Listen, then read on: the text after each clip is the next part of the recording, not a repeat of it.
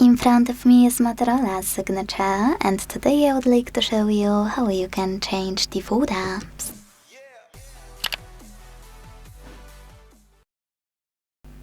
Start by opening Settings and tapping on Apps available here.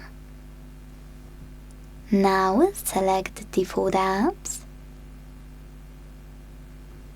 and click on one of those sections you wanna manage.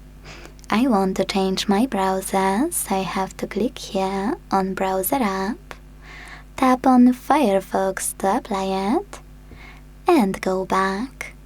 When I do that, as you can see, my default app has changed.